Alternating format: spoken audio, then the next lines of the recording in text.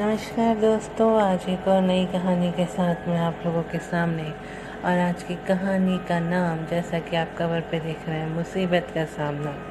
आपकी और हमारी लाइफ में ऐसी बहुत सी मुसीबतें होती हैं जिनको फेस करना समटाइम्स बहुत मुश्किल होता है और लगता है कि क्या हमारी ज़िंदगी में ये सब आनी थी। कई बार ऐसा लगता है कि गिव अप कर दें। तो ये स्टोरी आपको गिव अप करने की जगह मुसीबत से कैसे लड़ना है ये सिखाती है। बहुत समय पहले की बात है, जंगल में तो भैंसों का एक झुंड घास चर रहा था।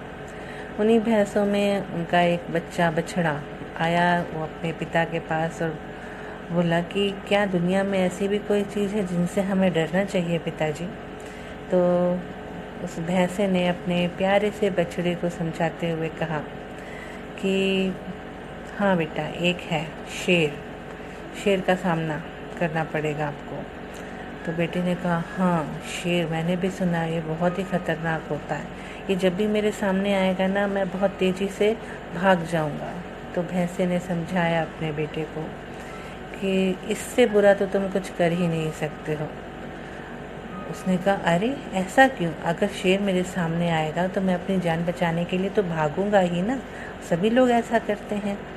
तो भैंसे ने अपने बछड़े को समझाया कि देखो, अगर तुम भागोगे तो शेर और दुगनी तेज़ी से तुम्हारे पीछे भागेगा और वो तुम्हारी पीठ पे चढ़ जाएगा, तुम्हें नीचे गिरा देगा और तुम्हें मार डालेगा। इससे बुरा कुछ भी नहीं हो सकता है, और अगर तुम एक बार नीचे गिर गए तो मौत पक्की है।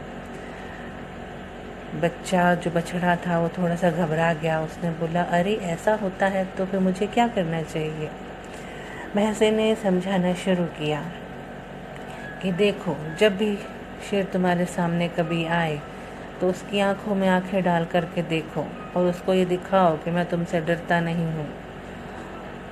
अपने सींग उसे दिखाओ। अगर वो तब भी नहीं जाता है तो अपने खुरों को ज़मीन पर पटको, उसकी तरफ गुर्राओ। और अगर शेर तब भी नहीं जाता है तो अपनी पूरी ताकत के साथ उस पर आक्रमण कर दो। तो बछड़ा बोला, अरे पिताजी, अगर मैं ऐसा करूँगा तो ये तो बहुत बड़ा पागलपन होगा। इससे ज़्यादा तो कुछ हो ही नहीं सकता है। फिर तो शेर मुझ पर और अपना आक्रमण करेगा और मुझे मार डालेगा। इस पर भैंसे ने कहा, देखो बेटा, अपने चारों तरफ देखो, क्या दिखाई दे रहा है। उसने अपने चारों तरफ देखा। वहाँ पर पूरी भैंसों का झुंड था। बोल रहे कि भैंसे ही भैंसे हैं, सब हमारे ही परिवार के लोग हैं। तो उन्होंने कहा, हाँ ठीक ऐसे ही, अगर तुम मुसीबत का सामना करने के लिए डटे रहोगे तो तुम्हारे पीछे तुम्हारा पूरा परिवार होगा, तुम्हारे दोस्त होंगे, तुम्हारे सबसे बड़ी बात जो तुम्हारी रक्षा करता है वो ईश्वर होगा। और अगर तुम उस जगह से भाग जाते हो तो कोई परिवार, कोई दोस्त और कोई ईश्वर तुम्हारा साथ नहीं देख सकता, क्योंकि तुम वहाँ से भाग रहे और शेर तुम्हारा पीछा करके तुम्हें मार डालेगा।